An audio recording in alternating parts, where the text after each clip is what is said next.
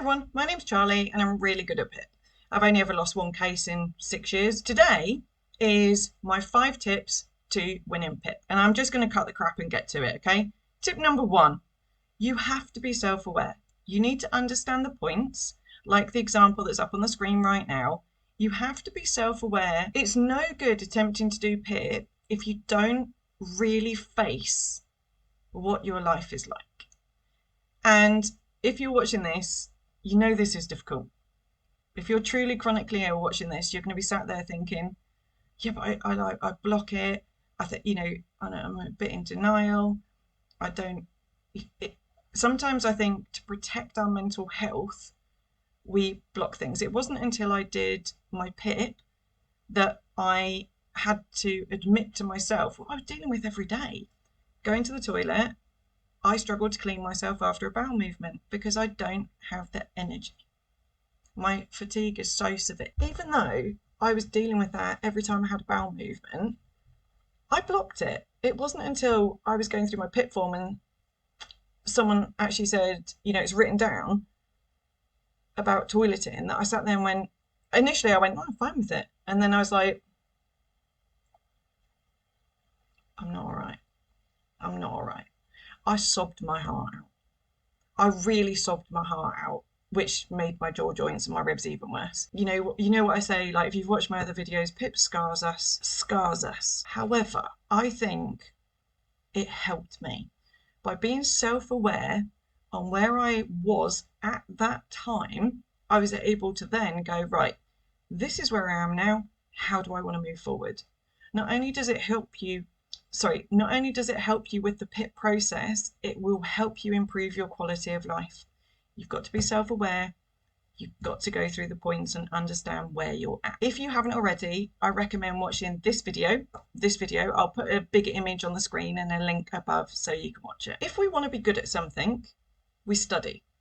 If someone wants to be a doctor, they go to university, they study. In my career progression, if I wanted to be good, to become a humanitarian worker, which is what I used to do before I got really sick, I got a mentor. I studied. I went on a course. If you want to understand PIP, and unfortunately you do need to understand it in order to win, study. You need to study. You can watch my videos. Everything is online free. You can watch everything that I've got. You can book me as well. So what I suggest, if you're skint, right, which a lot of you are going to be skint because you've lost your jobs, because you're sick, being chronically ill costs a lot of money. I get it. Trust me, I know. I'm not covering my outgoings at the moment. I'm living off savings. And I'm recording this in March 2024, so I'm hoping that if you're watching this in like 2025, I'm covering my outgoings. So if you are skint, my recommendation is use what budget you've got to attend one of the group practice sessions. For me, the practice sessions, in my opinion, the practice sessions are critical to winning. The form, you can fuck that up and get away with it. If you don't communicate clearly during the assessment, you will lose. Doesn't matter how good your forms are. So study, and you can do that by watching my videos. You need to work out your averages. And when I say that, you need to be able to turn around to PIP and say, on average, 4 days a week, I am not able to prepare a meal. On average, once a week, I have an accident and I'm incontinent with my bowels. I get really bad diarrhea due to my medication. On average, my husband spends 20 minutes a day trying to encourage me to take my medication because my depression is so severe. I'm just not motivated. I just want to sleep. I can't be bothered. I just don't see why. I know I need to take it, but I'm not motivated. Examples like that. And again, watch my videos because I give lots of different examples for different conditions. Being able to understand what your daily life is really like will massively help you go through this process. I had one client whose superpower is research. She did a diary and realised that 7 out of 9 days were really, really bad days. 7 out of 9. The 2 were okay days. And Not okay able-bodied, okay able to have a bit of a wash, underarms and groin. So another one, on average, I have a shower. Be honest, whenever I have this conversation with someone, the first thing that people say to me is never the reality because we're embarrassed. On average, I have a shower once every 10 days, maybe longer. It's really important. You have to be honest first with yourself and then PIP. Practice. Practice, practice, practice. Practice, practice. And I don't mean practice 50 million times. I don't mean that. I mean, learn how to do the practice document. I've got a full guide on this one. I'll put the image up of what you're looking for on YouTube here and a link in the top right-hand corner. You need to do the practice document.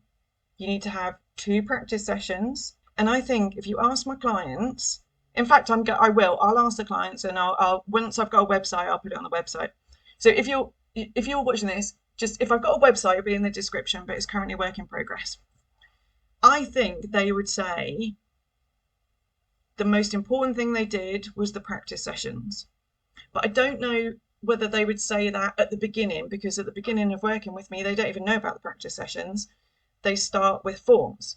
But I'm hoping now that I've got videos out on practice sessions, you're all more empowered to make an informed decision. If you're new to meeting me, I hate that because don't forget I'm chronically ill as well. I'm 16 years in, and I created this channel because I wish this information had been around when I was first ill.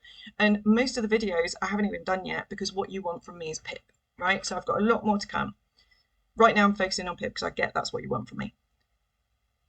If I was still employed and I was at the beginning of the process and I had the income, I would have booked a private practice session with me. I've done 4 this week. Only one. I only got paid for 1. I'm so don't tell my business coach. Don't tell my business coach. I only got paid for 1. Because I'm always going to help people for free. I'm always going to carry on doing that. But no, forget I said that. You have to pay. I'm so shit at it. I'm genuinely shit at business. What the fuck? I don't even know what I'm saying now. Yeah. Every time I do the practice sessions, the difference, and I can see the realization on the face of my client of, shit, if I hadn't have done this, I'd have lost. I wouldn't have got the right points, and they wouldn't. And that sucks because you shouldn't have to be watching this. You shouldn't have to be watching this. You shouldn't have to be linking with me because you're legally entitled to this. But I am grateful we're in the UK. I'm grateful the funding's available. So it's like we have to work with the system. Check out the guides, study hard. Final tip, really quick, record the session. Record the assessment with PIP. It's really simple. Just explain to them that you want to record it because you've got brain fog, you're really forgetful, and you're just really worried about it. That's it. Tell them at the beginning. My advice is tell them at the beginning. My advice with everything is just be honest.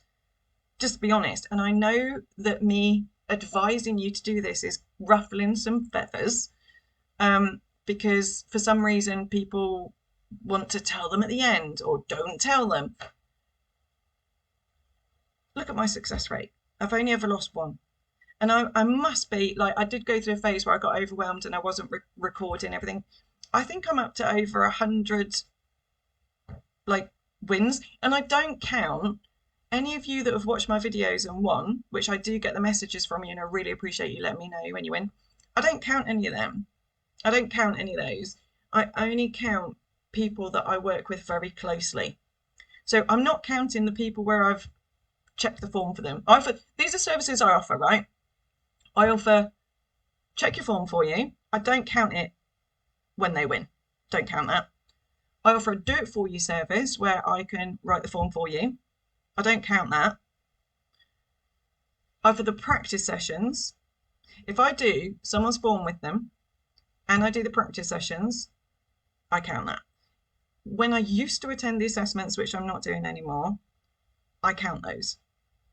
So there's so much where we're getting wins. So I don't even count that as wins. I want to empower you.